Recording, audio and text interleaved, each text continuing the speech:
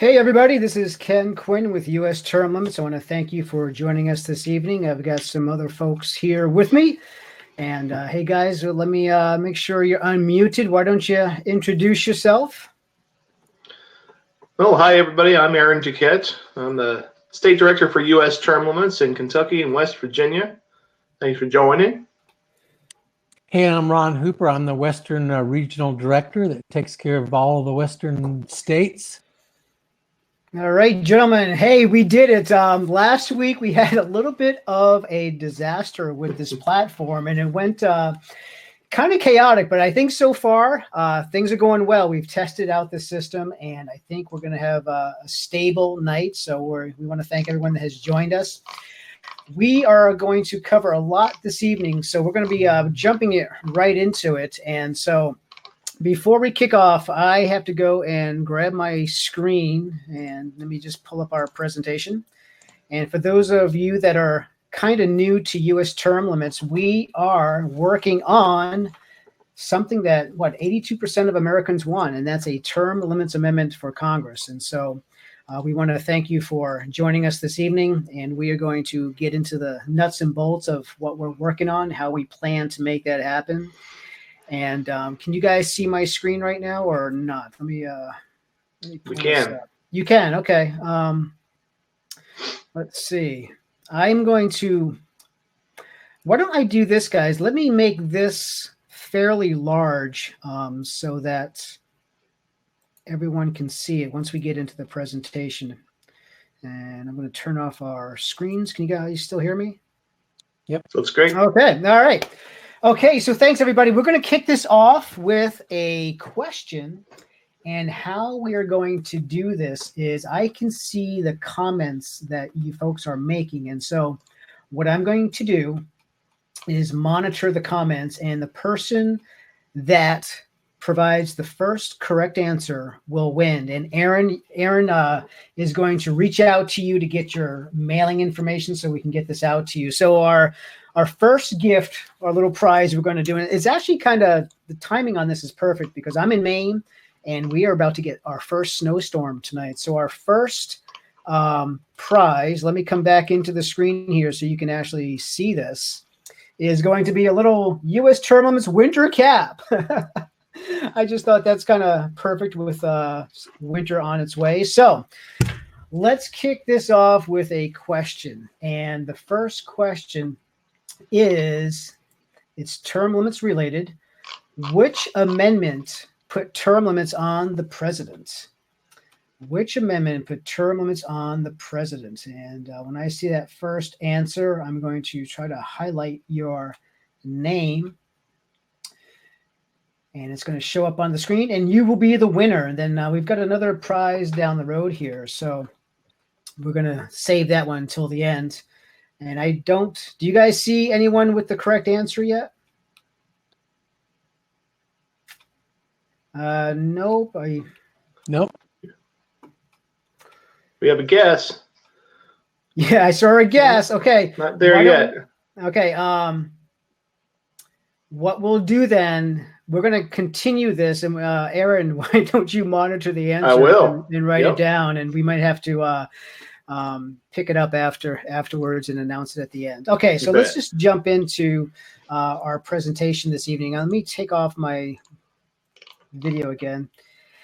Okay, so we typically like to start with what we call Corruption Corner. And this is a little time we spend with you to kind of share what's going on in Washington, D.C. And I over time, the more we do this, the more I get emboldened as to why we need to have term limits on Congress. And so last week, I started to kind of go into this booklet that came out recently, but we didn't really spend much time on it. So I want to cover it again. This is the Congressional Favor Factory.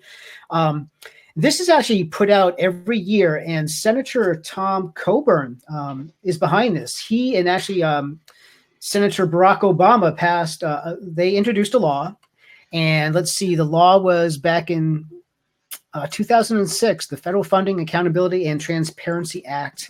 And so what this booklet does, it basically, the organization behind this monitors all the transactions and all the fundraising and all the influence money has on members of Congress. And what I wanted to share with you is just a couple of pages out of here. And one of the questions it asks is, do you believe it's ethical for members of Congress to solicit campaign donations from federal contractors based in their districts? And, let me just ask you guys, Aaron, Ron, what are your thoughts on that question? Do you think that's ethical? No. We're having that problem now. Yeah, so 96% Absolutely of the American folks, or whoever was polled on this, thought that was completely unethical.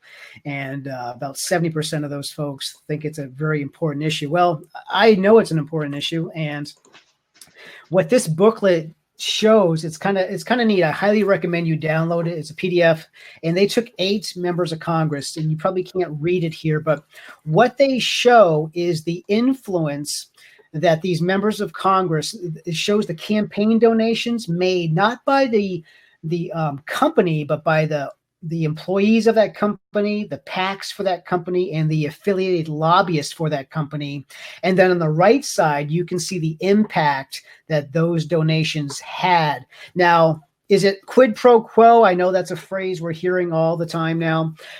It's not saying that, but I think you can put the dots together to realize that the top funders tend to get the most bang out of their buck. And you can see how many millions of dollars, and in some cases billions of dollars, these companies receive in not only federal contracts, but also grants.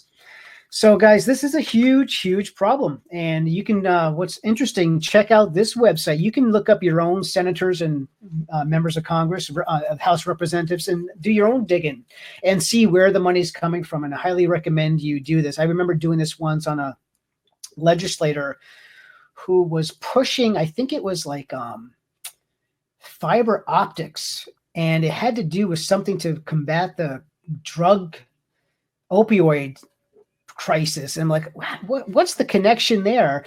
Well, come to find out, I saw where a lot of the money was coming from. It was coming from the communications industry. It's like, interesting. So you can really kind of draw the lines between where the money's coming from and what laws and grants are being given to these organizations. And so I highly recommend you take a look at it, check out Follow the Money, and do your own research on your own legislators in Washington. And Jack Abramoff, he's one of our, I guess, our favorite lobbyist. He went to federal prison for what he was doing down in Washington, D.C., but now he has pretty much come clean and shared, and he travels around the country sharing how he was able to accomplish a lot that he got done down there, and it's basically all corruption. And he says, here as a lobbyist, I was completely against term limits, and I know a lot of people are against term limits. And I was one of the leaders because why? As a lobbyist, once you buy a congressional office, you don't have to rebuy that office in 6 years, right? So that's the name of the game. It's all about the funders and buying these seats, these legislators who hold these seats for decades. And that is what term limits, that is what we plan to break up, is this hold that they have. And so that's our little corruption corner segment for this evening. Now, I think I see an answer. Aaron, is he the first one to answer this correctly? Yes, sir. Greg Copel. Greg Copel. Okay, let's see. There you go. The 22nd Amendment. Congratulations, Greg. Thanks for coming up with that. And I'm not sure where you live, Greg, but I hope you have a need for a winter cap and wear it proudly. Make some good conversation when you're out there snow blowing or skiing or whatever. So thanks, Greg. Okay, let's move on. We are going to head into the reason of why we want to have this conversation, and this whole effort is term limits. And guys, I want to kind of bring us into the conversation. Ron, do you want to share a little bit about how we plan to make this happen? Yeah, absolutely. So we're using Article 5 as a way. There's 2 ways that you can get an amendment and one, which is the states' rights, which states have really abdicated this power over the years. If we get 34 states to agree on term limits, then we can force a convention of states. And that's really the avenue that we're going to use to get this amendment voted on. And after that, 38 states are required to ratify this. But we think the time has come and for us to get this done. Absolutely. Yeah, I pulled up here on the screen is showing Article 5, which is the amending provision. And it's kind of neat. Shanna shared with us, there's only one sentence to Article 5, but it's a very long sentence. And what Article 5 allows is 2 ways to propose amendments. Now, all of the amendments that we've had proposed up until this point, there was actually 33 amendments proposed, 27 ratified. They all came from Congress by 2/3 of both houses passing it and sending it out for ratification. So the second method that Ron just mentioned is we need 2/3 of the states to apply for this convention, and the convention would only draft and vote on a term limit amendment for Congress, nothing else. That is what we're working on. Now, we're actually advocating this and working on this both ways. We have an amendment in Congress now, but I don't have a lot of faith that the people in Congress are going to limit their own terms. And that's why we need the states to step up and get this done, because I believe once we get close to the magic number of 34, that is going to get Congress's attention. They may ultimately end up proposing the amendment themselves, but I would much rather have the states do that, because I bet you they are going to drain that swamp a whole lot quicker after ratification than what Congress would end up giving us. So let me just go into Article 5 real quick. And this is one point I want to make on this. And this is where, Ron, I'm going to just blow this up a little bit. Please. Article 5, let me share with you. There's a lot of misconceptions about, excuse me, about Article 5. Yep. And can you have Greg Koppel's name still up over your screen there? Okay. All right, Greg, I'm going to take you down, man. Thanks. Okay, so let me just read to you the first portion of Article 5. It says, the Congress, whenever 2/3 of both houses shall deem it necessary, shall propose amendments to this Constitution, or on the application of the legislatures of 2/3 of the several states, shall call a convention for proposing amendments. Okay, I want to stop right there.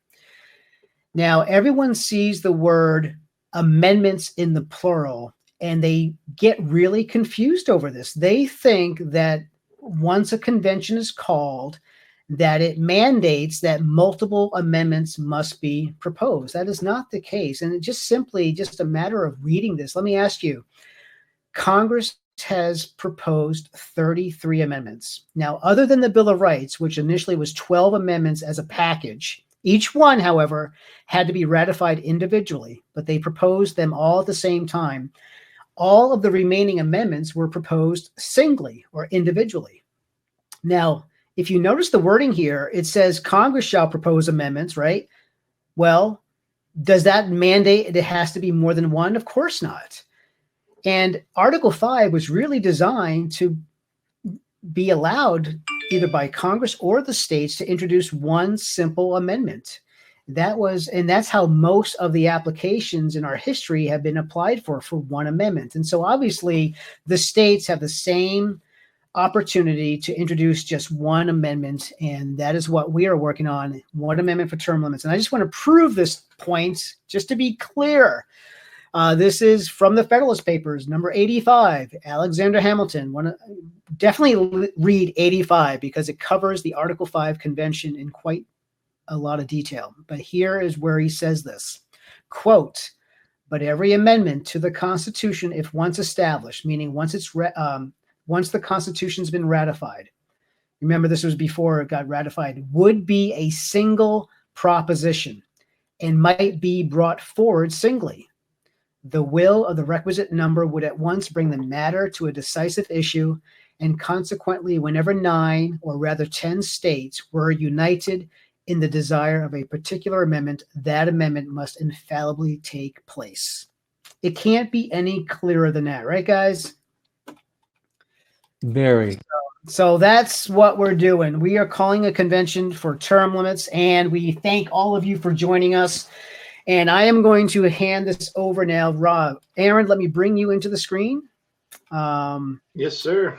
So that you can talk about how folks can join our revolution and get involved with us. And I am going to be monitoring the comments. So I'll be pulling up folks while you're out there. Let us know what state you're in so I can kind of highlight where you're from up on the screen and cause some excitement around the country. Take it away, Aaron. Well, hey, everybody. I work here predominantly in Kentucky and West Virginia, trying to get our resolution passed in order to be able to call this convention to get term limits proposed on Congress. And I can tell you right now, it does not happen without the support of constituents of the state legislators. We need grassroots built, and we need you out there. There are very small ways and very big ways and everything in between that you can do to get involved. And so I want to invite you to that and talk a little bit about what that looks like specifically and give you some ideas of what you can do. So we can, yep. So you can see here, we actually have a photograph here. That's actually from directly what I'm talking about. We actually had a Capitol Day in which West Virginia volunteers accompanied U.S. term limits people into the West Virginia Capitol and met with state legislators there, talking to them about term limits and why they want it to happen. And it was really good conversations. And you know what? It's very meaningful when state representatives, see people coming in, taking the effort. These couple folks here, actually, that you see in that photograph, to the left, the right here. They drove good 5 hours to get to the state capitol. I mean, they were passionate, and we definitely made sure to highlight that, and that's really appreciated by legislators. It makes an impact.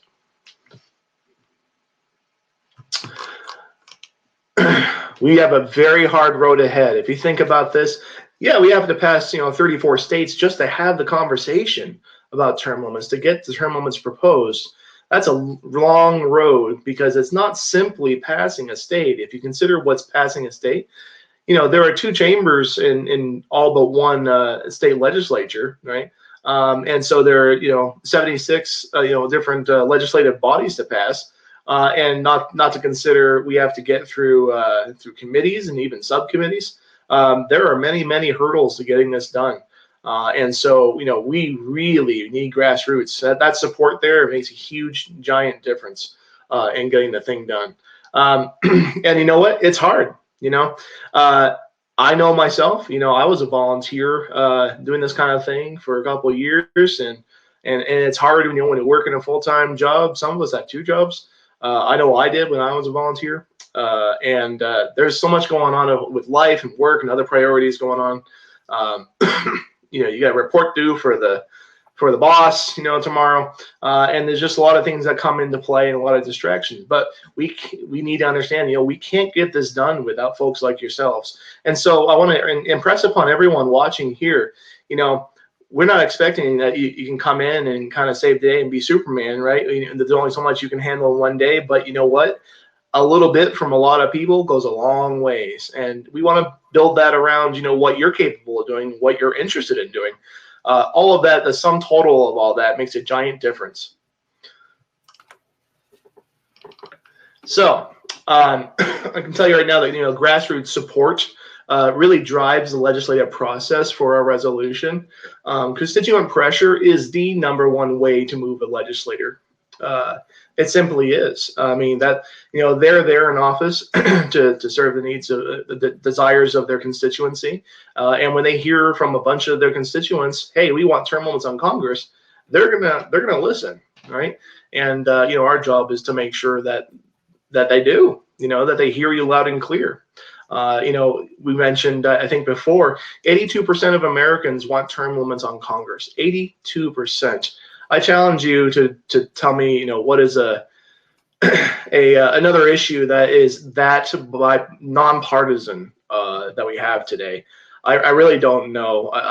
I think maybe if you took a poll and is is ice cream delicious? I think is what would rival it. It's pretty non-controversial with the American people.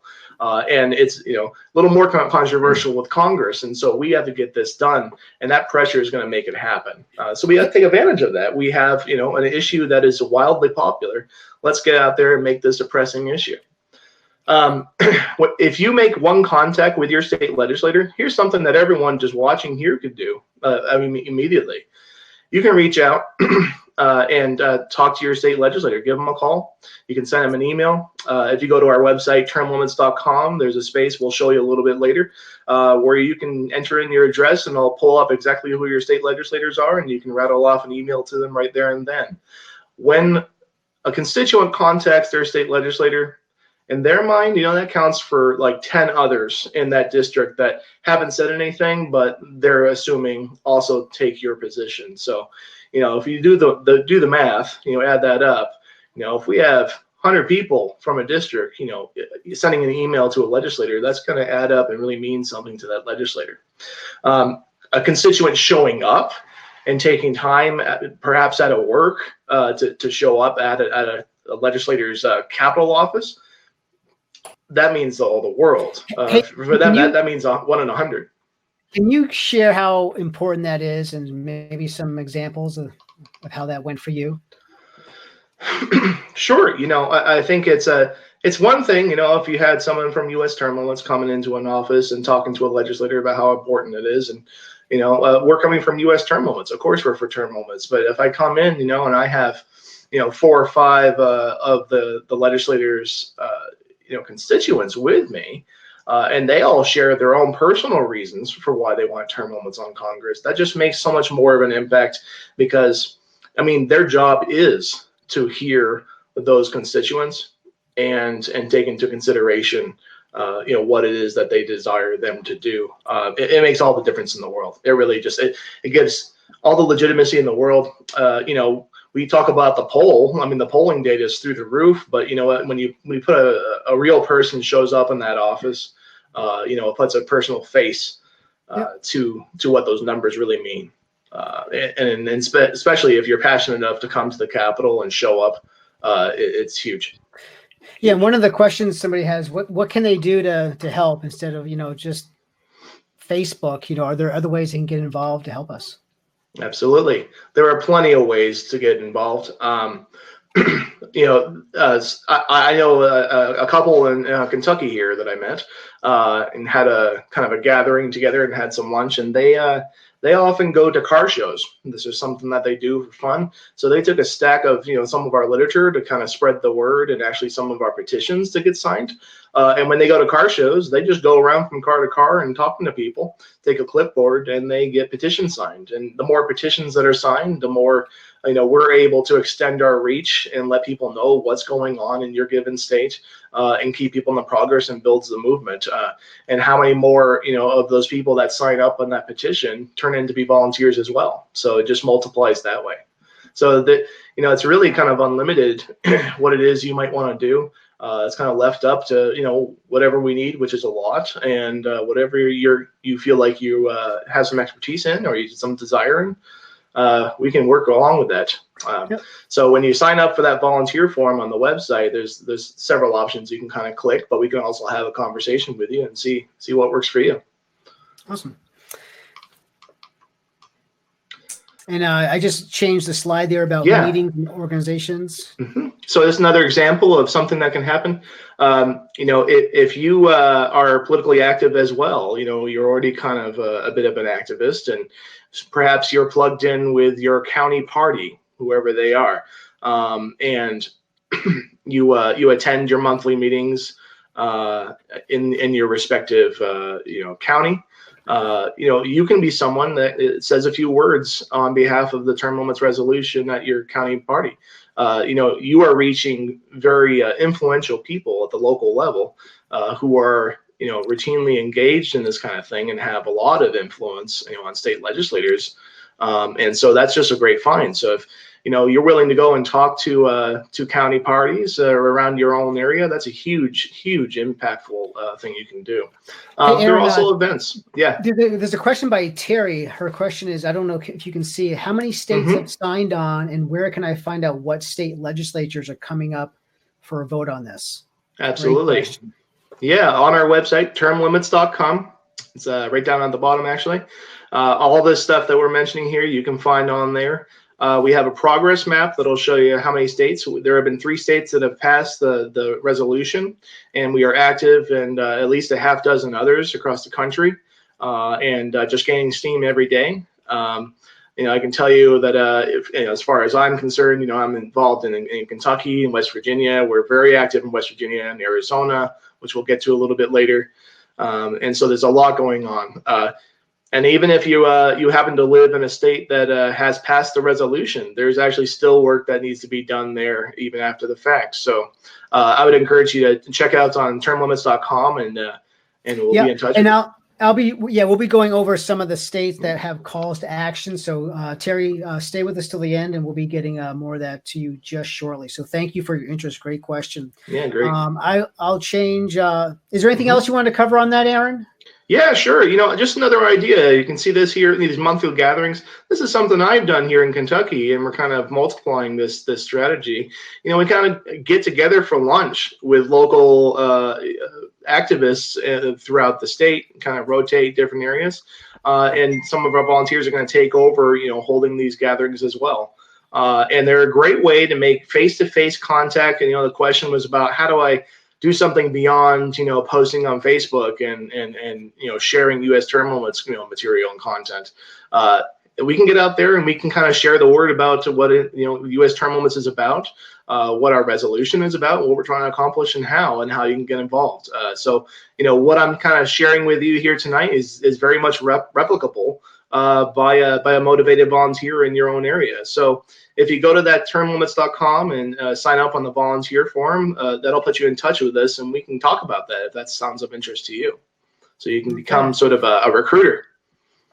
Yeah, well, let me show you. Here's an example of what took place this week. I want to big kudos and a thank you to Chris, Paul, Greg, and Doug in Pennsylvania. They actually manned tables outside of the polling stations on Tuesday, and I think we got over something like 300, 400 signatures combined. And so they told me awesome? that they said the feedback was tremendous.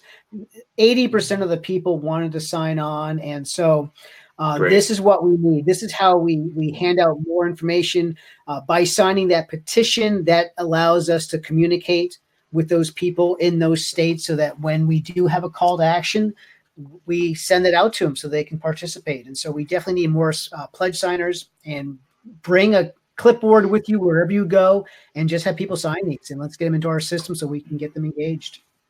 Think about this. How many, Ken, how many volunteers was that running that little table?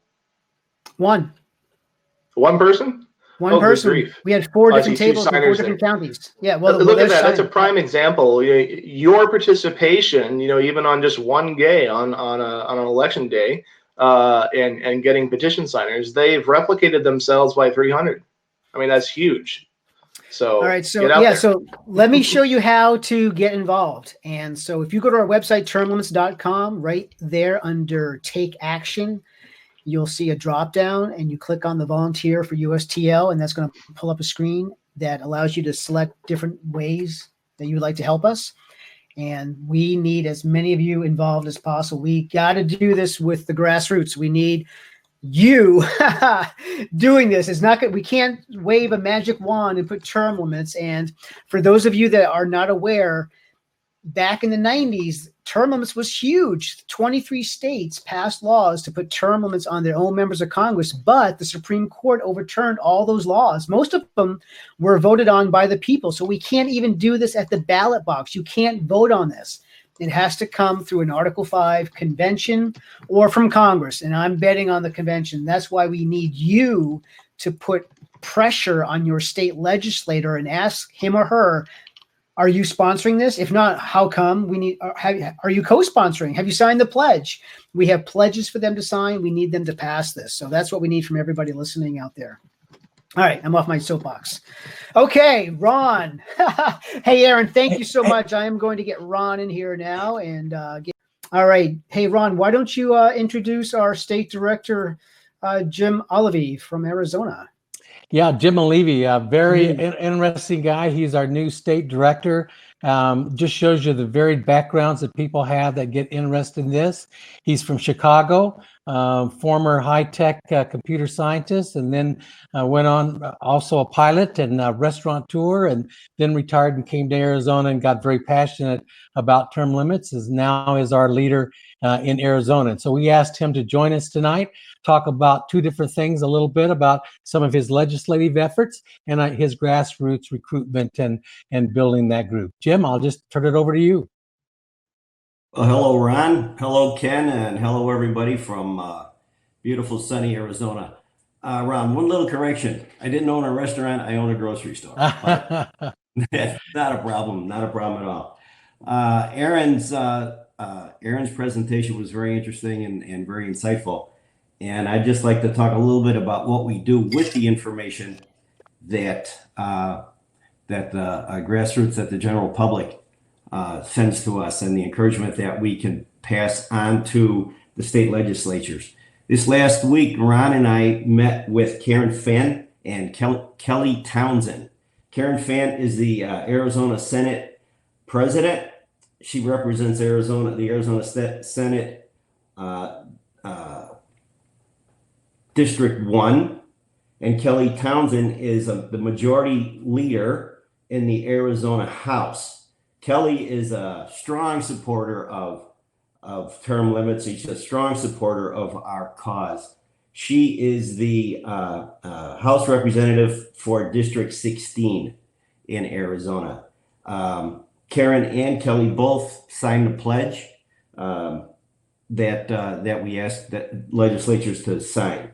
We also have a couple of candidates from Arizona who have signed our pledge, and they have promised to help us in our cause. James Ellis from the Surprise City Council. Yes, Arizona really has a city called Surprise.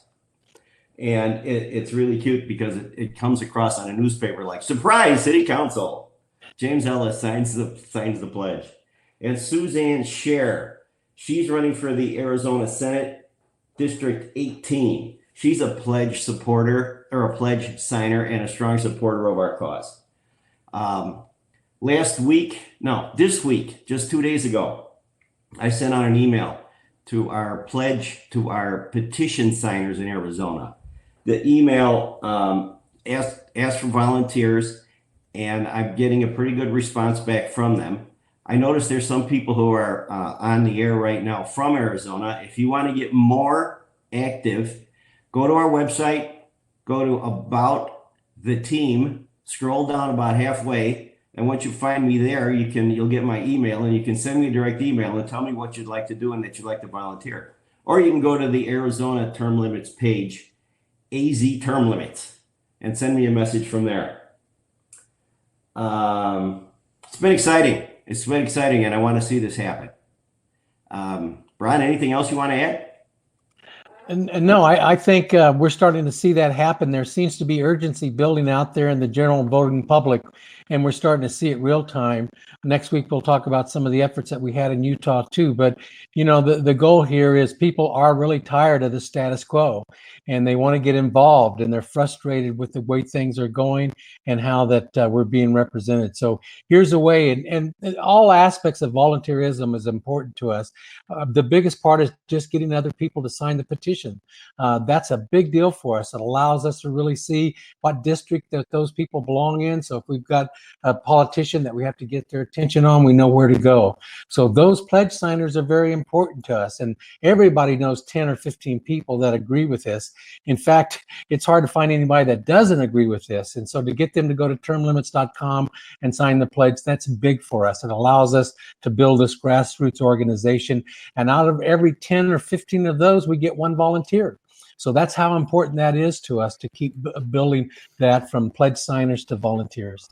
And I think that's all we have. I think we'll turn that back over to Ken. Thanks, everybody.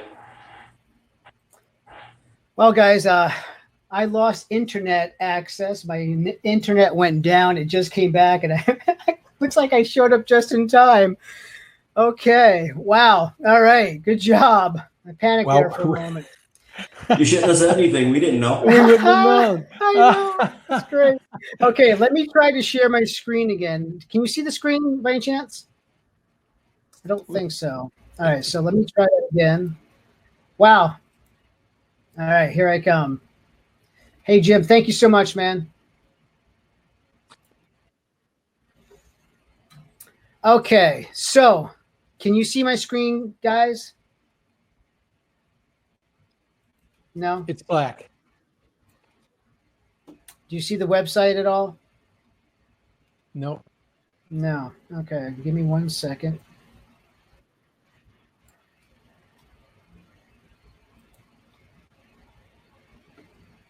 Yeah, what I want to pull up is where people can go to the current actions up on our website. So let's see here. It should be coming now. Let me take a look here. There we go. Looks like it's working. Okay, let me just make that a little bit bigger. And I'm going to just pull my camera off. So if you go to our website, we have a number of current calls to action right now. And you will see under current actions, let's see, I can make that a little bit bigger.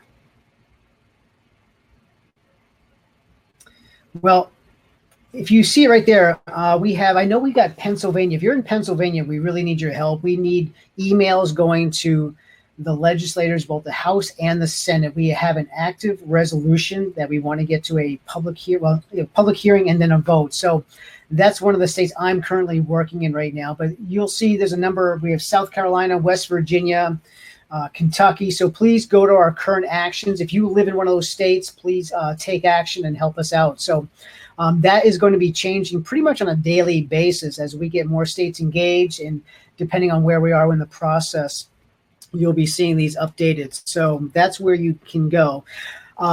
Let me now get to question number 2. This is for, I'm going to pull up my screen for this one because it's kind of a cool gift. 1 second. I'm